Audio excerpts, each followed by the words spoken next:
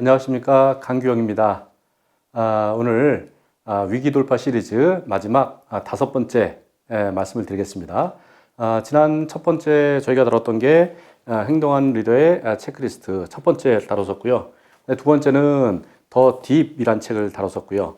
그 다음에 세 번째는 마음의 위기일 때 어떻게 할 것이냐. 그래서 우리가 anyway, 그래도를 다뤘습니다. 그리고 쿨하게 생존하라. 이거는 35세에서 45세까지지만은 전 연령에 관계없다고 말씀드리면서 제가 좀 드렸었고요. 자, 오늘은 하프타임에 관한 말씀을 좀 드리겠습니다. 하프타임은 인생 전체에서의 어떤 그 위기라든가 아니면 세컨드 라이프에 들어갈 적에 어떻게 할 것이냐. 사실은 이거는 어떤 그 요즘 뭐 코로나라든가 이런 사태와 관계없이도 우리 인생에서 일어나는 아주 중요한 위기 중에 하나가 세컨드 라이프에 대한 준비입니다. 그런 측면에서 이거를 저희가 다뤘는데, 처음에 이 책이 나왔을 때 책은 이 책입니다. 이 책인데 저는 이 책으로 참 많이 봤습니다. 여러 번 봤고 2001년도에 처음 이 책을 봤으니까 근 20년 동안 지금 이 책까지 합쳐서 제가 11번인가 12번 정도를 봤습니다. 그럴 정도로 참 좋았었고 정리를 좀 해봤습니다. 보험 세일즈 할 적에 3년 6개월 동안 이 책을 한 1000권 정도를 사서 주변에 제가 선물했던 기억이 있습니다. 그럴 정도로 제 인생에 아주 중요한 책 중에 하나였었고, 굉장히 이렇게 생각을 많이 하게 하는 그런 책이었었고, 그 당시에는 이 책이 한 6,000원인가 돼서 그래서 이제 부담이 없이 그래서 한 1000권 정도 이렇게 사서 주변에 이렇게 나눠드렸던 그런 기억이 있습니다. 앞으로는 뭐 100세 시대란 말을 너무 많이 하지만은 1929년도까지는 사람의 수명이, 평균 수명이 50세 정도밖에 안 됐다고 얘기를 합니다.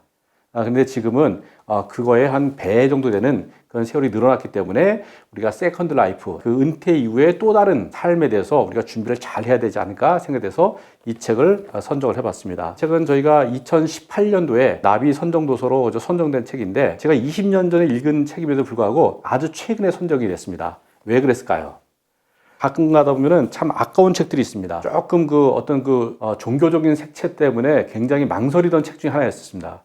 그렇게 아까운 책이 또 한 2권이 더 있는데, 바로 목적이 이끄는 삶. 종교가 없으신 분들이 불편해할까봐 선정하진 않았지만은 이 키워드 목적이라는 거에 대해서 굉장히 잘 다룬 책이니까 참고하시고, 참 아까웠던 책이 무소유란 책이죠. 법정 스님의 무소유. 제 인생에도 굉장히 중요한 책 중에 하나였었지만은 조금 이제 종교석 때문에 저희가 다루지 못했었는데, 그 사이에 법정 스님께서 돌아가시면서 이제 출간하지 마라 그런 바람에 구할 수가 없습니다. 그래서 헌책이라도 구해보시고, 아무튼 너무 좋은 책인데 그런 약간 한계점이 있기 때문에 그래서 이 책이 좀 늦게 선정이 됐습니다. 그럼에도 불구하고 이 컨셉을 꼭 알아야 되기 때문에 혹시라도 약간의 종교적인 불편함이 있다 하더라도 이해해 주시고 다른 의도가 아니라는 것을 여러분이 충분히 좀 이해해 주셨으면 참 고맙겠습니다. 책이 아주 중요한 이유 중에 하나가 바로 추천사입니다. 19페이지 보면은 피터 드러커의 추천사가 나옵니다. 피터 드러커가 세계적인 거장임에도 불구하고 다른 데 추천사를 쓴 거는 거의 못 봤습니다. 아마 유일하게 이 책에서 추천사를 쓰지 않았을까 생각됩니다. 그래서 이 책은 더더군다나 좀 의미가 있습니다. 피터 드러커 선생님의 추천사 중에서 그런 내용이 나와요. 19페이지 맨 밑에 보면은 정말 하고 싶은 일보다 잘하는 일을 하는 것이 내 의무고 사명이다. 그래서 그 덕분에 그 저자가 사업가로 굉장히 성공할 수 있었다고 얘기를 합니다. 무슨 말인가요? 내가 좋아하는 것보다는 잘하는 걸 먼저 하는 것이 굉장히 중요하다는 얘기를 합니다. 지난번에도 얼핏 그런 말씀을 드렸었는데, 그 대표적인 책이 열정의 배신이라는 책이 있죠. 열정의 배신.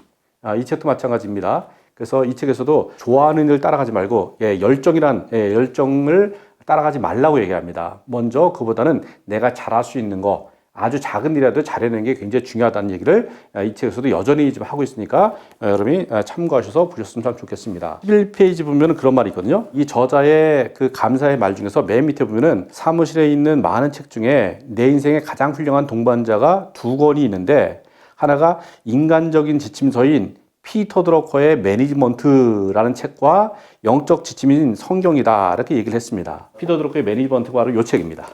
한 번 정도는 이렇게 제목이라도 받으시면 좋습니다. 매니지먼트라는 책이고, 이 책은 사실 이거보다 좀 뿌리되는 책이 있습니다. 이거보다 좀 뿌리되는 책이 바로 현대 경영의 실제라는 책이 상하권이 있는데, 이거는 원본을 구할 수가 없어서 아주 예전에 아무튼 사본이지만은 이제 이게 구해놨던 책인데 참 오래된 책입니다. 여기 보면 거의 다 보면은 한문으로 돼 있을 정도로 이렇게 두껍고 이 벽돌 같은 책인데 책을 쓰기 시작하면서 피터 드러커는 드디어 경영학의 아버지라는 이제 칭호를 듣기 시작하는 게 바로 이 책부터 시작되고 요걸 갖다가 조금 더 이렇게 읽기 쉽게 요약한 게 바로 아마 요게 아닌가 생각됩니다. 그래서 요거는 조금 압축판이라고 볼 수 있습니다. 그리고 더불어서 피터 드러커의 아주 대표적인 책은 좀 알아야 되겠죠. 그 중에 하나가 요 성과를 향한 도전. 이 책이 역시 피터 드러커의 아주 명저 중에 명저가 바로 이 책 중에 하나라고 생각합니다. 그래서 이런 것도 참고하시기 바랍니다. 자, 그래서 피터 드러커 말씀드렸고, 그 다음에 그 외의 추천사로 해서 전에 개정판 전에는 지금 새로운 버전의 두 번째 추천사가 바로 짐 콜린스라고 혹시 아십니까? 짐 콜린스는 굉장한 경영학자입니다. 그래서 대표적인 책이 뭘까요? 이분의 책도 한 번 정도 알아두는 게 좋습니다. 아주 대표적인 가지 명저가 굿 투 그레이트라고 들어봤습니까? 굿 투 그레이트. 그래서 좋은 기업을 넘어서 위대한 기업으로, 좋은 것으로만은 한계가 있다. 위대한 기업으로 가야 된다는 것이 바로 이 컨셉인데 굉장히 좋습니다. 그래서 애지간하게 경영을 조금 공부한다 하는 사람들은 반드시 읽어야 될 필독서가 이 책이고, 전 세계 아마 경영대학으로 아마 교과서로 치는 게 아마 굿 투 그레이트가 그 중에 하나 포함되지 않을까 생각됩니다.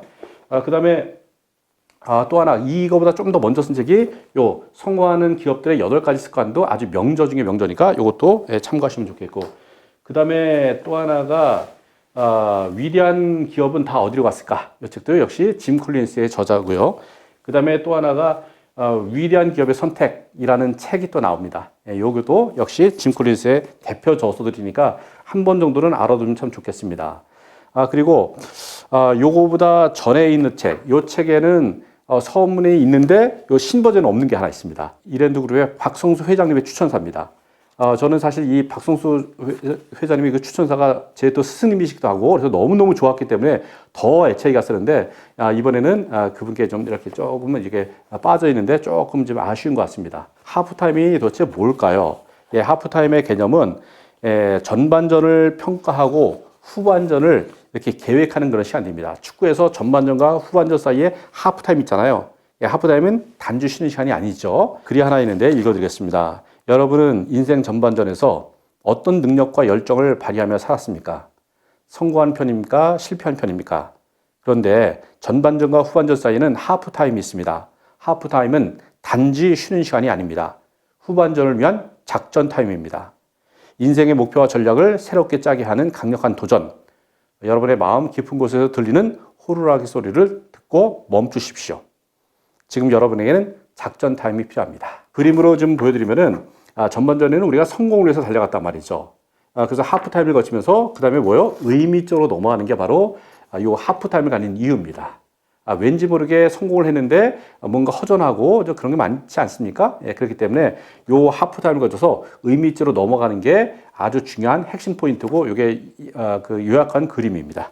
이 책 33페이지 보면은 100배라는 말이 있습니다. 100배. 100 곱하기로 되어 있는데 이 저자가 자신의 묘비명으로 뭘 쓸까를 고민하다가 100배라는 말을 썼는데 물론 그 100배라는 뜻은 뭐 성경에서 가져온 구절이긴 하지만은 아무튼 100배의 결실을 맺는다. 이제 그런 구절이 있습니다.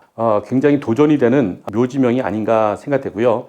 이 100배 전에 10배라는 개념을 쓴 사람이 두 사람 있습니다. 아마 그분 거를 가져왔는지 어떤지 모르겠는데 짐 콜린스의 위대한 기업의 선택에 보면은 10x, 10배의 리더란 말이 나옵니다. 그 10배 리더라는 것은 우리가 같은 산업에 속한 다른 기업들의 평균을, 그러니까 업계 평균보다 10배 이상 능가하는 기업들, 심지어는 30배를 능가하는 그런 기업들을 조사하는 게 바로 요겁니다. 그렇기 때문에 굉장히 중요합니다. 그래서 이 10x 리더들의 특징들은 바로 어떤 광적인 규율, 실증적인 창의성, 생산적인 피해망상 이런 세 가지가 개념이 있는데 그 자세한 개념들은 나중에 이 책을 보시면서 좀 정리하시기 바랍니다. 그 다음에 또 10x, 10배에 관한 얘기를 또 한 학자이자 경영학자 있습니다. 앤드류 그로브라고 하는 인텔의 회장이었습니다. 인텔의 회장이자 또 경영학 교수이자 학자이자 대단한 사람이죠. 인텔이라는 회사가 원래 메모리 반도체로 세계를 갖다 석권했었는데 어느 순간부터 일본에서 저가로 막 엄청나게 쏟아져 오기 시작하는 거예요. 그러다 보니까 이 회사가 이제 거의 망할 지경까지 갔는데 그때 인텔의 앤드류 그로브 회장님이 대단한 결심을 하죠. 기존에 자기회사를 매개설했던 그 메모리 반도체를 과감하게 포기하고 핵심 그 반도체 칩을 갖다가 이제 바꾸는데 마이크로 프로세서로 방향을 전환합니다. 그러면서 엄청나게 그 어려움을 이제 빠져나왔던 그 경험이 있는데, 그분이 썼던 이 책은 지금 읽어봐도 괜찮습니다. 그 편집각만이 살아남는다는 책인데, 워낙 고전 같은 책인데 지금 읽어도 전혀 손색이 없습니다. 더군다나 최근 들어서의 그 위기라고 생각하는 때에 이 책을 읽으면 더 좋습니다.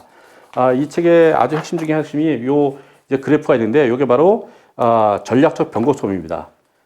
전략적 변곡점을 보시면은 이렇게 기업이 이렇게 해오다가 이렇게 이렇게 쇠퇴할 수 있는지 다시 한번 치고 올라갈 수 있는지 이렇게 꺾어진 선을 갖다 우리는 전략적 변곡점이라고 얘기를 하고, 이렇게 전략적 변곡점을 이렇게 그 영향을 주는 그 중요한 영향력이 있는데, 그 10X가 바로 뭔가 하면은 사업에 영향력을 미치는 6가지 영향력이 그중 한 가지가 엄청난 변화가 발생하는 현상, 전보다 10배 이상 영향을 미치는 건데, 경쟁자, 기술, 고객, 공급자, 보완자, 규제, 이런 것 중에 하나가 어마어마한 변화를 일으키는 겁니다. 지금 이제 코로나 사태 때문에 굉장한 변화가 있잖아요. 아마 6가지 중에 포함될 겁니다. 그런 아주 극심한 변화 생기는 걸 갖다가 10X라고 정의를 했습니다. 그래서 이 책은 지금 시간이 지났지만 지금 봐도 전혀 손색이 없을 정도로 그렇게 탁월한 책이니까 이것도 참고하셨으면 좋겠습니다. 100배의 그 생산적인 삶을 살겠다는 것이 바로 이 저자의 묘비명이었습니다. 자, 이제 본격적으로 책에는 크게 전반전, 그다음에 하프타임, 그다음에 후반전, 이 3개 부분으로 나눠졌는데, 그 첫 번째가 바로 전반전, 나를 정리하는 겁니다. 전반전에는 첫 번째는 43페이지 보면은 아주 세미한 속삭임의 귀 기울이기란 말이 있습니다. 돈을 많이 버는 것도 좋지만 더 나은 세상을 위해 나는 과연 무엇을 남기고 떠날 것인가? 삶에는 돈 이상의 것이 있다고 무엇인가 내게 말을 해댔다. 그러면서 그 세미한 음색이 자기한테 들려왔는데, 이제 그는 이제 스스로에게 이제 그런 질문을 했죠. 어떤 질문을 했냐면은, 나는 지금 세미한 속삭임에 귀를 기울이고 있는가? 지금도 일이 내 삶과 정체성의 중심에 있는가? 내 진정한 목적은 무엇인가? 내 인생을 걸만한 일은 뭔가? 모든 것을 가졌다는 말의 진정한 의미는 무엇인가? 나는 어떤 사람으로 기억되고 싶은가? 정말 잘 살았다고 말할 수 있는 인생은 어떤 인생인가? 이런 이제 그 세미한 음성에 어떤 귀를 기울이는 거죠. 조용히 자기만의 시간을 가졌겠죠. 그래서 첫 번째는 그 세미한 음성에 귀 기울이는 게 참 중요하다고 얘기합니다. 그 다음에 65페이지 보면은 재미있는 구절이 하나 있어요. 이 저자가 고등학교 다닐 때인데, 그 어머니께서 가는 곳마다 이 저자에게 그렇게 얘기했대요. 그 주변 사람들에게 세계에서 가장 뛰어난 좌측 엔드. 그러니까 아마 미식 축구 그 당시 선수였었는데, 이렇게 이제 아주 주전은 아니고 사실 이제 후보로 좀 있었어요. 그럼에도 불구하고 어머니는 늘 세계 최고의 축구 선수라고 축구에 세워진 거죠. 그랬는데 이 저자는 그런 얘기예요. 그 말은 내게 긍정적인 사고를 심어줬고 내 삶의 자극제가 되어줬다. 그런 말을 하는데, 참 그 자녀들에게 이렇게 긍정적인 말을 해주는 것이 얼마나 중요한지 다시 한번 깨닫습니다. 저도 그런 경험이 있는데, 저희 어머니께서는 물론 돌아가셨지만은, 제가 초등학교 다닐 때부터, 제가 성인이 될 때까지 끊임없이 저한테 불렀던 말이 있습니다. 항상 저를 보시면은, 저한테 규영아 이렇게 부르지 않으시고, 꼭 대장 이렇게 부르셨어요. 와, 저는 그때 육군 그 병장밖에 안 되는데도 한번 면회 오셨는데, 군대에서 저보고 대장 그러는데 제가 얼마나 민망했었는지. 그래도 불구하고, 그 말이 참 이렇게 잊혀지지 않고요. 굉장히 제가 자부심을 갖고, 제가 이렇게 긍정적인 사고를 하는데, 그 어머님의 그 명칭, 그 이름을 불러주는 것이 전 참 중요했던 그 역할이었던 것 같아요. 우리 주변에 좋은 사람에게 좋은 별명을 이렇게 붙여주는 것도 참 좋은 것 같습니다. 69페이지 보면은 탐색하라라는 말이 있습니다. 탐색하라는 것은 아까 그 세미한 그 소리에 귀를 기울이면서 자기 자신을 잘 탐색하는 겁니다. 그래서 그런 질문들이 있죠. 제가 좀 읽어드리겠습니다. 지난 10년 동안 당신은 개인적으로 초점을 어떻게 이동했는가? 이런 것들을 얻느라고 혹시 놓친 것은 없는가? 보통 일주일 단위로 볼 때 시간과 힘의 몇 %를 일, 가족, 신앙, 봉사 이런 거에 쏟고 있는지, 또는 인생에서 가장 성취하고 싶은 것을 한 3가지에서 한 5가지 정도만 이제 꼽아 보십시오. 그것을 성취하려면 어떤 유형의 일을 해야 할지 상상해 보십시오. 이렇게 해서 자기를 자꾸만 탐색하고 정리해보는 그런 시간을 갖는 것이 굉장히 중요하다는 얘기를 합니다. 그 다음에 83페이지 보면은 이 저자가 하프타임이란 걸 갖다가 물론 그 전에도 들어갔지만은 좀 더 그걸 갖다 가속화되기 시작했던 계기가 있었습니다. 그게 바로 뭔가 하면은 그 아들의 죽음이죠. 맨 위에 그 83페이지 맨 위에 보면은 하나밖에 없는 우리 아들 로스는 장래가 촉망되는 아이였다. 내 상속인이자 후계자이고 다른 사람들에게 이상하게 들릴지 모르지만 내게는 영웅 중에 한 명이었다. 이렇게 얘기합니다. 그리고 이 사람은 이미 사업가이고 굉장히 돈도 많죠. 그 유일한 후계자였음에도 불구하고 이 아들이 24살에 멕시코 국경에 있는 그 강에, 리오그란데 강에서 이제 수영을 하다가 그냥 익사를 한 거죠. 예, 그러면서 얼마나 절망을 했겠습니까? 아들이 딱 하나밖에 없는데. 예, 그러면서 이 하프타임을 진하게 건너게 된 그런 상황들이 됐던 거죠. 그러면서 그 87페이지에 보면은 그런 말이 있습니다. 이 땅에 산다는 것은 어느 순간 갑자기 끝날 수도 있는 모험을 한다는 뜻이라는 것을 배웠다. 내가 통제할 수 없는 모험을 언제 무슨 일이 생길지 그건 아무도 모릅니다. 예, 그래서 그런 거를 좀 참고하셨으면 좋겠고요. 자, 이번엔 두 번째 주제 바로 하프타임에 관한 말씀드리겠습니다. 전반전에서는 이제 전반전, 그다음에 두 번째 가지고 이제 하프타임에 관한 말씀입니다. 하프타임에서는 의미를 찾아라는 게 주제입니다. 자, 그 첫 번째가 상황 점검입니다. 상황 점검의 가장 중요한 것은 95페이지 보면은 피터 드러커가 조언 삼아 던진 질문이 있다. 내 가치, 내 열정, 내 방향이 무엇이며 스스로에게 바라는 바와 삶에 대한 기대치를 충족하며 살려면 무엇을 해야 하고 무엇을 배워야 하며 어떤 변화를 이끌어내야 하는가, 그런 질문입니다. 그러면서 그 밑에 나름대로 몇 가지 이렇게 지침을 줬는데 소개를 드리겠습니다. 첫 번째는 마음을 편하게 먹어라. 두 번째는 시간을 가져라. 시간을 가져라는 것은 시간 관리를 잘하라는 얘기고, 그 다음에 따로 조용한 시간을 떼어나라는 그런 의미입니다. 세 번째는 신중해라. 그러기 위해서는 목록을 작성하라고 얘기합니다. 그리고 사색하고 경청하고 질문하는 게 굉장히 중요하다는 얘기를 하고요. 네 번째는 여행을 함께 하라. 누구랑요? 바로 아내와 함께 하라고 얘기합니다. 혼자만의 시간을 가지라고 고독하기라는 뜻이 아니고 아주 중요한 그 동반자이기 때문에 배우자와 그런 것들을 공유해야 한다는 그런 의미입니다. 그 다음에 다섯 번째는 솔직해라. 그래서 공상으로 끝나지 말고 현실을 직시하는 게 중요하다는 얘기를 합니다. 그 다음에 여섯 번째는 인내심을 가져라. 이런 과정들이 그냥 하루아침에 이루어지는 게 아니기 때문에 때에 따라서는 이런 과정은 몇 달이 걸릴 수도 있고 몇 년이 걸릴 수도 있습니다. 그래서 지금 당장 무슨 갖다가 뭐 답을 내놓으라 그런 거 아닙니다. 그래서 인내심을 갖고, 일곱 번째 믿음을 가져라, 그런 말이 있습니다. 그래서 요 7가지 지침을 또 이렇게 줬고요. 그 다음에 그 하프타임에서 작은 두 번째는 강점 파악하는 것의 중요성을 얘기합니다. 강점. 전반전은 혹시라도 억지로 일을 했을지 모르겠지만은 후반전만큼은 진짜 자기의 강점을 활용을 해서 일하는 게 굉장히 중요하다고 얘기하는데, 그러기 위해서는 내 강점을 잘 파악해야 되지 않겠습니까? 그래서 강점을 발견하는 시트가 있는데 105페이지에 있습니다. 105페이지 보면은 강점을 파악하는 질문이 있는데 이제 4가지를 먼저 써보게 합니다. 첫 번째가 현재 직업이 뭐고 지위가 뭐고 역할이 뭔지, 주요 책임이 뭐고, 그다음에 요구되는 능력이 뭐고, 그다음에 내가 가진 능력은 도대체 뭐가 있느냐. 예, 그래서 그런 걸 갖다가 이제 조용히 좀 적어보십시오. 지금 당장 답을 내라는 거 아닙니다. 예, 그래서 따로 시간을 떼서 조용히 이게 뭐 한 달 걸릴지 2달 걸릴지는 모릅니다. 예, 시간을 갖고서 해보시기 바랍니다. 그 다음에 그 옆에 페이지, 105페이지 보면은, 크게 4사분면 박스가 있죠.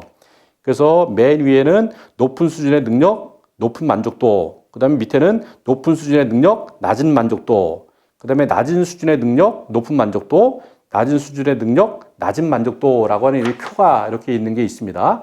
근데 그 중에 보면은, 그 위쪽에, 맨 왼쪽에 있는 거 있잖아요. 1사분면, 높은 수준의 능력, 높은 만족도 있는 그런 것들을 갖다가 잘 해내라고 얘기합니다. 예를 들어서 새로운 능력 개발이라든가 전문 상담이라든가 인생 상담, 이런 것들을 얘기하는 것 같아요. 예, 그래서 그런 거를 참고해서 나의 강점이 뭔지, 참고로 어떤 성격 유형 검사라든가 이런 거를 같이 해봐도 좋습니다. 뭐 애니어그램이라든가 MBTI라든가 아니면 스트렝스 파인더라든가 컴스타일이라든가 이런 사람의 성격 유형을 검사하는 것도 같이 해보셔도 저는 좋다고 생각됩니다. 하프타임에서 중요한 개념 세 번째는 당신의 상자 안에 무엇이 들어있는가? 상자란 얘기를 합니다. 그래서 120페이지 이후에 있습니다. 120페이지 이후에 당신의 상자는 무엇이 들어있는가? 그런 내용이 있죠. 아래에 각 항목이 이렇게 그 샘플이 있는데 그 항목을 위해 당신은 무엇을 희생했는가? 여기 항목이 있습니다. 이 항목에 보면은 배우자, 자녀, 직업, 건강, 취미, 관심사, 집, 휴가, 교육, 자동차, 운동, 사회봉사, 정치, 신앙, 종교적 믿음, 탐닉, 기타. 이런 여러 가지 영역 중에서 그 당신은 무엇을 위해 희생을 했는가? 그래가지고 한두 가지 거기에 적어보는 거. 이거는 저희가 다 이렇게 시트를 드릴 테니까 다 워크숍을 해보시기 바랍니다. 그래서 그 항목 중에서 두세 개를 또 따로 더 중요한 게 뭔지 한번 띄워보십시오. 아마 대개는 가족, 종교적인 신념, 직업, 이런 것들을 골랐을 가능성이 많다고 얘기합니다. 그 다음에 그거를 띄워서 아주 중요한 이 동그라미에 세 가지를 넣어보라고 얘기합니다. 세 가지.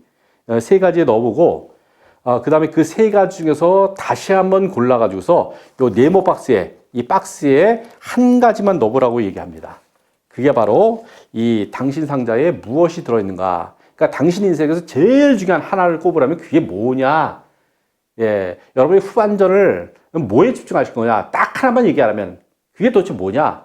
그거를 요구하는 건데, 이건 뭐 단시간에 되겠습니까? 여러분들이 뭐 한두 달 걸릴 수도 있습니다. 1, 2년 걸릴 수도 있다는 얘기입니다. 그래서 지금 당장 답을 쓰라고 얘기하지 않습니다. 워크숍을 얼마든지 해봅니다. 근데 얼마든지 지울 수 있습니다. 화이트로 지울 수 있고 얼마든지 다른 쪽에 쓸 수 있습니다. 그래서 해보는 겁니다. 그냥 많이 써보고 해보고. 그러면서 시간을 갖고서 하라고 그래서 요 시트는 드리도록 하겠습니다. 자, 그래서 이제 상자에 뭔가 하나 집어넣었단 말이죠. 자, 그 다음에 아주 또 하프타임 때 중요한 개념 중에 하나가 155페이지 보면은 그 찰스 핸디라고 하는 그 학자가 나오죠. 그 S 곡선 내지는 시그모이드 곡선이라고 얘기합니다. S를 갖다가 영어로 아마 시그모이드라고 얘기하는 것 같아요. 그래서 그 시그모이드 곡선인데 그냥 정상 곡선 비슷하게 생겼습니다. 그런데 뭐가 하나 더 이렇게 뚝 나와 있죠. 바로 요 그림인데 여기서 아주 중요한 개념이 있죠. 자, 우리 인생에서 도입기, 성장기, 성숙기, 쇠퇴기로 갑니다. 그런데 중요한 것은 여기서는 A점이 중요하다는 거죠. 그러니까 정상에 도달하기 전에, 그러니까 올라가는 선에서 이 어느 점이 필요한 겁니다. 그리고 떨어지기 전에 뭔가 시작하는 게 중요하다는 뜻입니다. 그래서 이렇게 뭔가 내가 정점 향해 올라가는 중에 뭔가 새로운 걸 갖다가 시작하라고 얘기합니다. 왜 그런가요? 그래야지 나에게 아직까지도 시간도 있고 돈도 있고 열정도 남아있기 때문에 그렇습니다. 물론 늙어 살 수도 있어요. 물론 내가 나이 먹어서 살 수 있는데 왠지 모르게 허리도 아프기 시작하고 건강이 일단은 뒷받침 안 될 수도 있고 막 그렇잖아요. 그렇기 때문에 내 인생의 정점을 찍기 훨씬 전부터 뭔가를 갖다 시작하라는 겁니다. 뭘 하라고요? 병행 경력을 시작하래요. 그거를 잘 준비하라고 얘기를 합니다. 그래서 찰스 앤디는 곡선이 아직 위로 올라갈 때 그리고 아래로 내려가기 훨씬 전에 곡선을 이제 새로 시작하라고 이제 권면을 합니다. 저는 거기다가 좀 이렇게 응용을 해봤습니다. S자 곡선을 갖다가 이 변곡점을 갖다 잘 보면은 이 빨간 선으로 보면 이렇게 크게 보면 S자 곡선입니다. 그쵸? 정확한 S는 아니지만 비슷하게 S자 곡선이 나옵니다.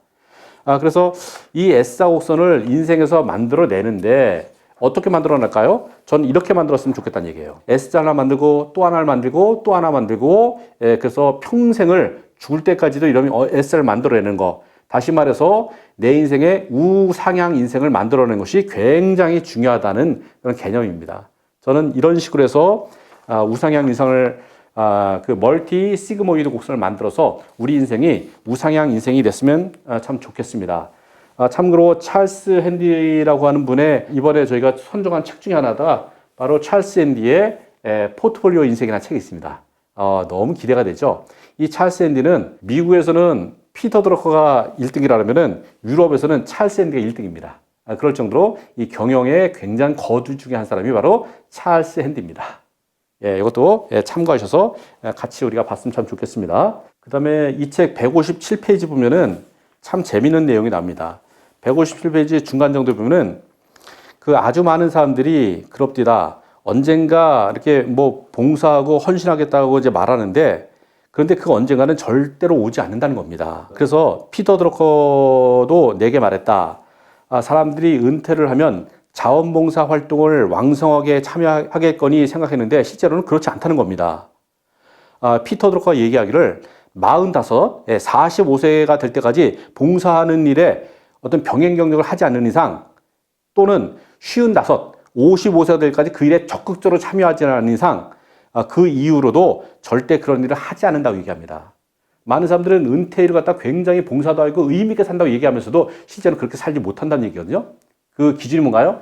45세 그런 병행 경력, 봉사활동을 해보지 않으면 소용이 없다는 얘기고 55세까지 그걸 왕성하게 해야지 그게 가능하다는 얘기입니다. 그런데요, 그 비슷한 얘기도 또 나와 있죠. 지난번에 우리가 다뤘을 적에 쿨하게 생존하라는 데서도 하버드 대학 연구 결과가 나온 게 한번 있었는데 그게 뭔가 하면 47세까지 만들어 놓은 인간관계가 50대 이후에 행복을 결정한다고 얘기합니다. 그러니까 47세까지 인간관계, 아마 그런 봉사관계라든가 이런 걸 통해서 만들어 놓은 그 인맥 때문에 50대 이후에 행복이 결정되지 않나 생각됩니다. 굉장히 유사성이 있습니다, 지금. 그래서 그 하버드 대에서 자그마치 70년 동안 연구한 겁니다. 그래서 굉장히 권위 있는 그런 연구 결과인 겁니다. 그러니까 47세까지 인간관계 잘하시고 단순하게 뭐 이렇게 밥 하나 더 사 이런 의미가 아니라 투자를 하고 어떤 기관을 같이 함께 참여를 하고 독서 운동을 같이 하고 사람을 도와주고 코칭을 해주고 멘토링을 해주고 이렇게 하는 걸 말하는 겁니다. 오케이. 그렇게 생긴 그 병행 경력을 45세부터 본격적으로 하지 않으면은 나중에 후회한다고 얘기합니다. 그래서 우리가 독서 모임을 진행하는 것이 우리가 얼마나 중요한지, 앞으로 50대 이후에 우리 삶의 질을 갖다 결정하고 행복을 결정하는데 얼마나 중요한지 다시 한번 배울 수가 있습니다. 자, 이번에는 세 번째 주제, 첫 번째가 전반전, 두 번째가 하프타임, 그 다음에 후반전에 관한 얘기인데, 후반전은 평생 배워라, 이게 핵심입니다. 그래서 작은 주제를 봅시다. 자, 173페이지 보면은 사명을 찾아라 그런 말 있죠. 미션, 사명을 찾는 것은 언제든지 참 중요한 것 같아요.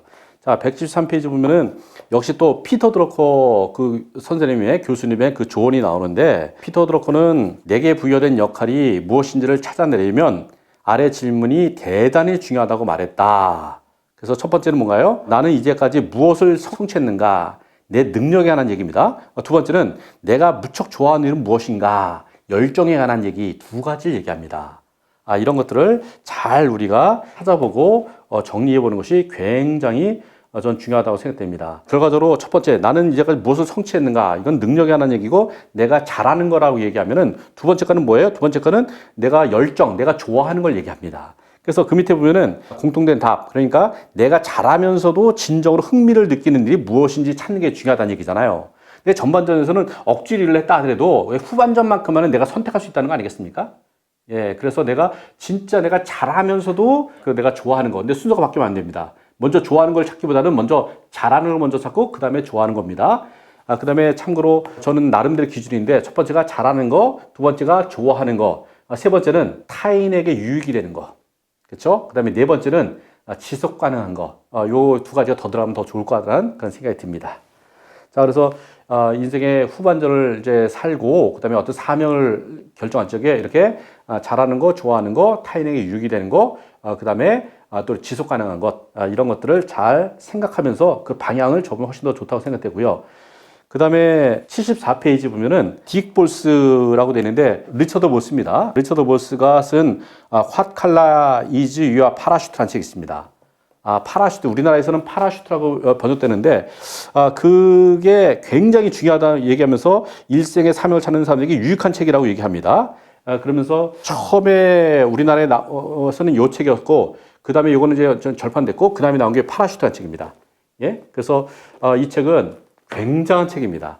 이거 어떤 커리어라든가 경력 관리의 피터 드러커급이라고 보면 됩니다. 심지어는 미 의회 도서관이 아마 세계에서 최고로 아마 책이 많다고 제가 들었는데, 미 의회 도서관 그 얼마나 많은 책이 있겠습니까? 그 중에 25대 명저 안에 들어가는 게 바로 이 책입니다. 그럴 정도로 이 책은 대단한 책인데, 이 책은 더 대단한 게 뭔가면 전 세계에서 1000만 부 이상이 팔렸는데 매번 이분이 매년 개정판을 썼다고 그러더라고요. 와, 놀랐습니다. 그래서 아마 41번째인가 40몇 번째 개정판까지 썼다는 말을 들었는데 굉장히 놀랐습니다. 그리고 요 개정판에는 뭐가 들어가 있냐면 핑크 페이지라고 있습니다. 핑크 페이지. 이렇게 핑크 페이지라고 있는데 이 핑크 페이지에서 보면은 이 저자도 얘기를 하듯이 내 인생의 사명을 찾는 법이라는 부분이 추가되었다고 그러는데 여기서는 나의 천직을 어떻게 발견할 것인가. 예, 자기의 천직을 발견하는 이런 부분이 잘 정리가 되어 있습니다. 굉장히 좋습니다. 굉장히 깊이가 있습니다. 그래서 참고하시면 좋겠고 이 파라슈트라는 책은 20대 때 반드시 읽어야 될 책 2권 중에 한 권이 이 책입니다. 예, 그래서 참고하시면 좋겠고 그 다음에 내가 전직을 한다든지 어떤 취업이라든지 커리어를 준비하시는 분들은 반드시 읽어야 될 책이 바로 파라슈트라는 책입니다. 굉장한 책입니다. 예, 그래서 이것도 한번 같이 참고하셨으면 좋겠습니다. 176페이지, 177페이지 보면은 사명을 적는 거에 대한 워크샵이 나옵니다. 그래서 요거는 참고하셔서 이제 하셨으면 좋겠습니다. 조용히 나의 사명을 만들 적에 물론 8시간 세미나 중에서는 사명 선언서를 쓰는 시간이 있습니다. 예, 지금 이제 그런 시간은 아니니까 이 책에 충실하게 일단 해보시고 저는 요거보다 좀 더 구체적인 방법이 있긴 있지만은 이 책에 충실하게 한번 보면은 사명 적기에서 첫 번째, 두 번째가 있는데 첫 번째는 나는 무엇을 믿는가? 내가 특별히 잘하는 일은 무엇인가? 세 번째, 내가 열정을 느끼며 느끼는 일이 무엇인가?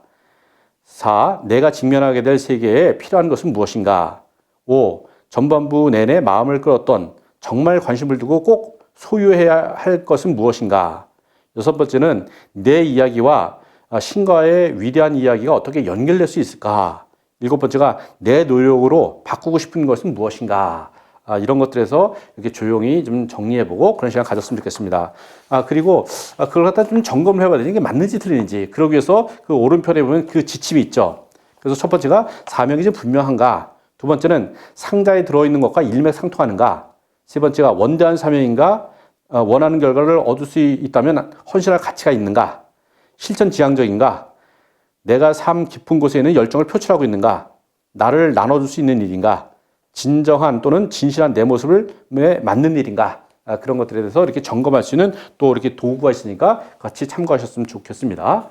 자, 그 다음에 후반전에서 두 번째로 중요한 게 통제력입니다. 이거는 186페이지 있죠. 186페이지 이후에 있는데 자기의 그 통제력을 찾는 것이 굉장히 중요하다고 얘기합니다. 그래서 통제력을 찾기 위해서 중요한 지침을 이렇게 주셨죠. 그래서 186페이지 현실적인 문제들 그래서 있는데 한 10가지로 있죠. 첫 번째가 직장에서도 놀 때도 가정에서도 일을 위임하라.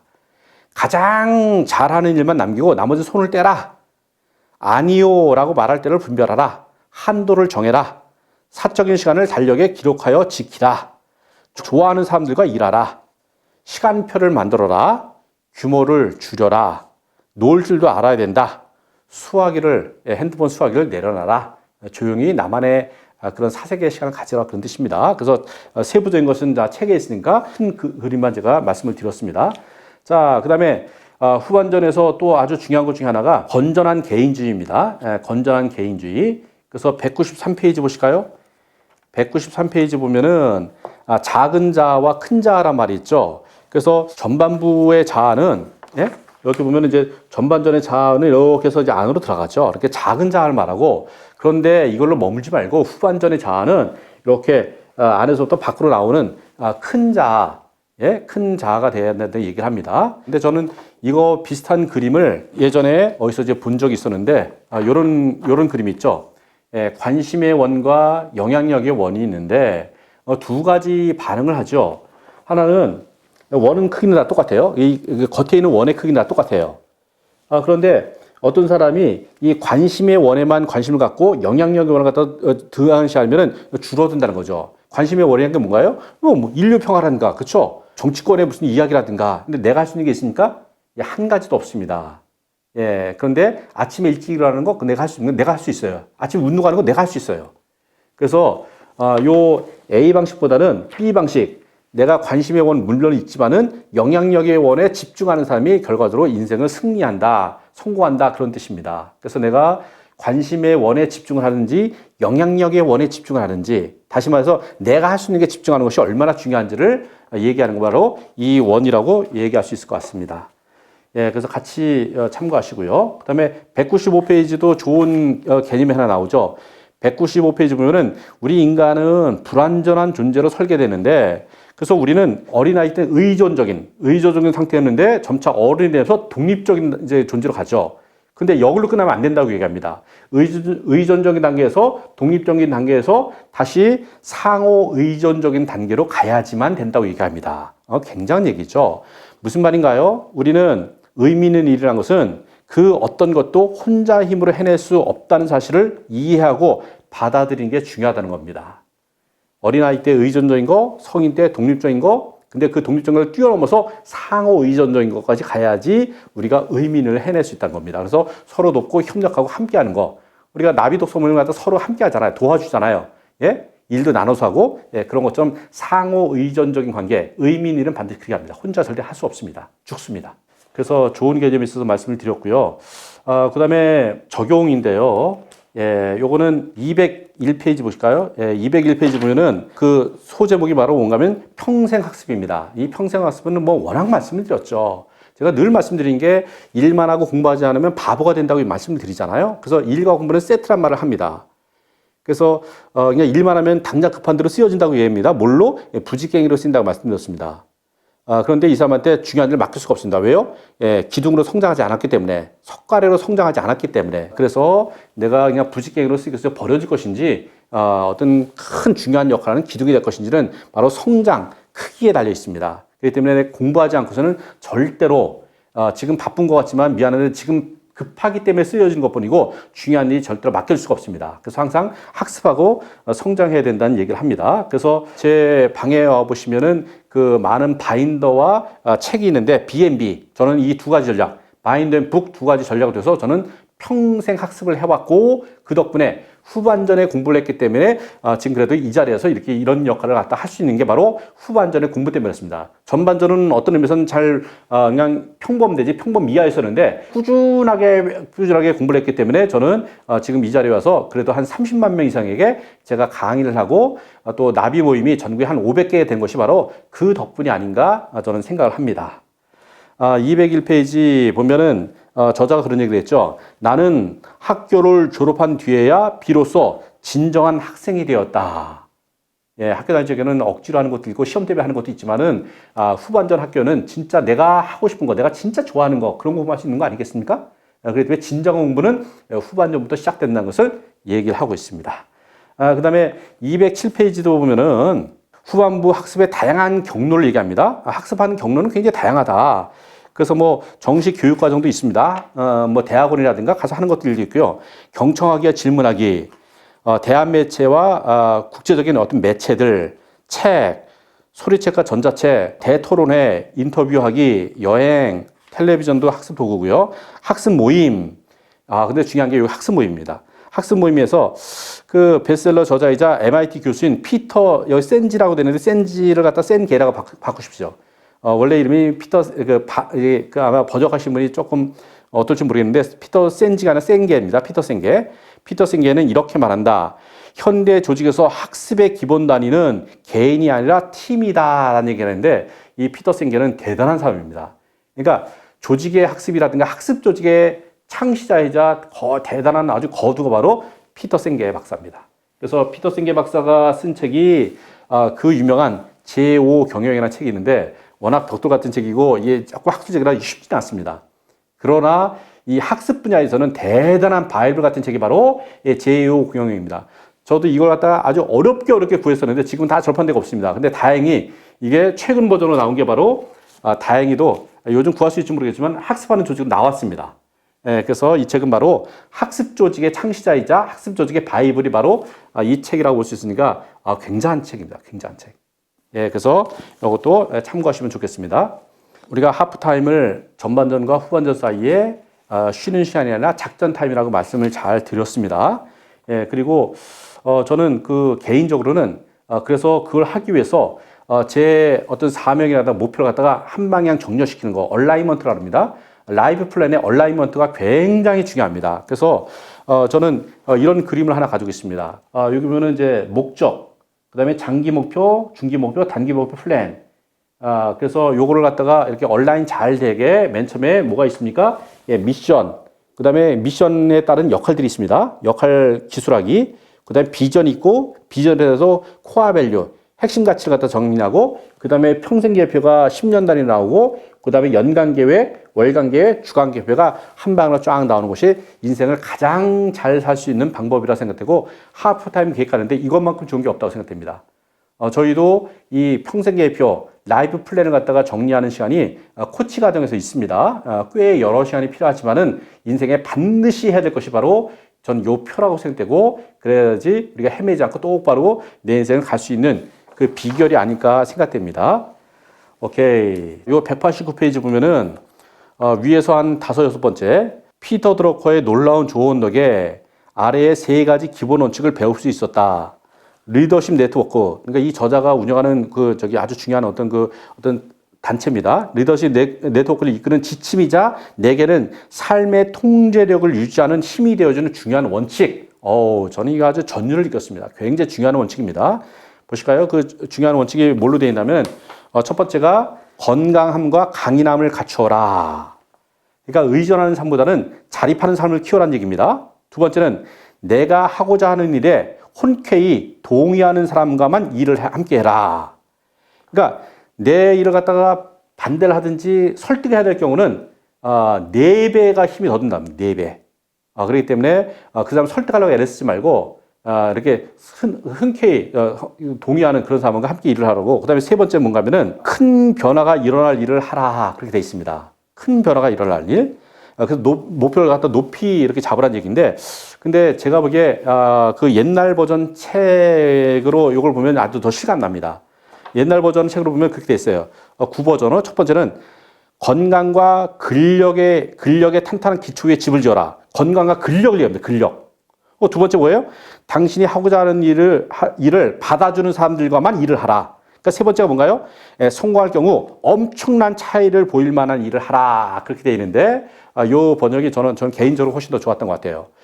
그래서, 그 근력이 중요하다는 얘기를 하고, 그 다음에, 내가 좋아하는 사람과 일을 하고, 그 다음에 성공할 경우 굉장히 큰 차이가 나는 그런 걸 갖다 하라고 얘기하는데, 굉장히 도전을 받았고, 그런 말 있잖아요. 요즘은 노후에 연금보다 근력이 훨씬 더 중요하다는 얘기합니다. 아무리 내가 연금을 많이 받는다 하더라도 내가 병상에 누워있으면은, 누워있는 순간부터는 아무것도 할 수 없습니다.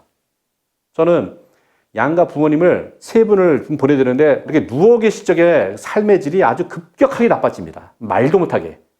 그래서 이 근력이 얼마나 중요한지, 특히 그 대퇴 근육 있잖아요. 하체 근육이 얼마나 중요한지. 그래서 저는 그거를 갖다가 실천하기 위해서 서서 일하기를 합니다. 지금 제가 요 책상이 요걸 아주 이렇게 낮출 수도 있습니다. 낮출 수도 있는데 이렇게 들 수도 있고 그러는데 이 높낮이가 조절되는 중인데, 저는 대개는 이 서서 이렇게 일을 합니다. 어떤 의미도 있냐면은 제가 강의할 적에 보통 8시간도 하고 15시간도 합니다. 8시간이 15시간 강의를 하는데, 그럴 적에 사람들이 저보고 깜짝 놀라요. 어떻게 서서 이렇게 일을 하냐고. 그렇게 지치지 않나 얘기하는데, 저는 이미 이렇게 연습이 돼 있습니다. 또 하나는 이렇게 하면서 뭘 하십니까? 스쿼트. 이거 스쿼트 운동 할 수 있습니다. 이렇게. 스쿼트 운동 이렇게 할 수 있기 때문에 이 책상이 굉장히 좋고요. 두 번째는 제가 이렇게 가끔 또 푸시업을 하는데, 제가 이렇게 바쁘고 뭐 그래서 운동을 못 한다 그랬더만은 우리 양재나비의 박맹상 선배님께서 저한테 선물을 한번 주셨습니다. 기꺼이 와가 있어 이런 푸시업 도구인데, 그래서 제가 써놨죠. 박맹상 선배님이라고 딱 써놨는데, 제가 늘 이거 하면서 우리 박맹상 선배님을 생각하면서 이거 합니다. 참 고마운 선물인 것 같아요. 그래서 이걸 갖다 푸시업을 이렇게 하면서 나름대로 제가 근력을 기르려고 많이 애를 씁니다. 그리고 이 박맹상 선배님께서 또 가르쳐 준 것 중에 하나가 이 덤벨로 해서 이렇게 뭐 할 수 있나요? 2두 박근도 할 수 있고, 그렇죠? 근데 저는 3두 박근도 합니다. 이렇게 올려서 이렇게 3두 박근 운동하는 거, 요것도 이렇게 할 수 있습니다. 그렇기 때문에 이렇게 사무실 이런 거 하나만 있으면은 얼마든지 할 수 있기 때문에 꼭 추천 한번 드리고, 이거 뭐 어디 뭐 그냥 맨손으로 해도 됩니다. 되는데, 저는 가끔 그 사무실에서 이게 막 보여요. 그러면은 박맹선 선배님이 막 저한테 막 야단치는 것 같아요. 강 대표님 왜 운동 안 하시냐고. 그런 바람에 제가 이걸 보면서 자극을 받는데, 참 되게 건강하고 좋은 그런 자극인 것 같아요. 이번 기회를 빌려서 우리 박맹선 선배님 고맙다는 말씀을 좀 드리고 싶습니다. 그리고 마지막으로 밥 버포드의 책들을 갖다가 이렇게 쭉 한번 보니까 굉장히 많습니다. 뭐가 있나요? 하프타임, 요게 가장 기본이 처음에 나온 거죠. 하프타임이 처음에 나온 거고, 그다음에 하프타임 쇼크라는 책도 있고, 그다음에 하프타임 2도 있고요. 그다음에 하프타임 3도 있고요. 그다음에 하프타임 4, 그렇죠? 실천편도 있고요. 그다음에 새로운 나, 요것도 바포포드 겁니다. 새로운 나도 있고, 그다음에 하프타임의 고수라는 책도 있습니다. 하프타임 고수. 예, 그다음에 이건 너무 좋은 책이죠. 바포포드 피터 드러크에게 인생 경영 수업을 받다. 이 책도 이렇게 있는데, 요거는 이제 하프타임 시리즈는 아니지만은 피터 드러커 선생님한테 이게 사사받았던 내용을 적는 굉장히 좋은 책입니다. 특별히 이 하프타임 시리즈 중에서 저는 요 책 말고 이 많은 책 중에서 가장 하는 걸 또 추천하라면은 하프타임의 고수를 뽑겠습니다. 이 책에는 미국에서 굉장히 성공한 사람들, 진짜 유명하신 아주 회장급이고 대단한 사람들 60명의 사례가 납니다. 그 사람이 어떻게 전반전을 거쳐서 하프타임을 거쳐서 후반전으로 넘어가는지 다 예외 없이 이 사람들이 보니까 전반전에는 돈과 명예와 권력을 위해서 굉장히 앞서갔었는데 60 원전이 되다 보니까 뭔가 허전한 거예요. 이게 아닌데? 그러면서 다 방향을 틉니다. 그게 다 예외 없이 의미로 틉니다. 의미는 딱 두 가지밖에 없습니다. 하나가 봉사를 하든지 또 하나가 교육, 차세를 길러내든지 두 가지 외에 거의 없습니다. 놀라울 정도입니다. 그래서 오늘 하프타임을 말씀드렸는데 내가 노후 준비가 잘 돼 있던 안 돼 있던 관계없이 우리가 그 하프타임 이후에 그 후반전이 인생에서 굉장히 중요합니다. 그래서 꽤 이렇게 재정적으로 안정된 사람들도 후반전에 대해서 걱정이 많이 하시는데 그 걱정하지 마시고 이 하프타임의 지침대로 우리가 한번 정리해보고 따로 조용히 나만의 시간을 가져보는 그런 시간이 내 인생의 위기를 극복하는 가장 중요한 시간이 될 거라고 저는 확신합니다. 하프타임 강력하게 권장드리고 꼭 권고를 드립니다. 경청해 주셔서 감사합니다. 고맙습니다.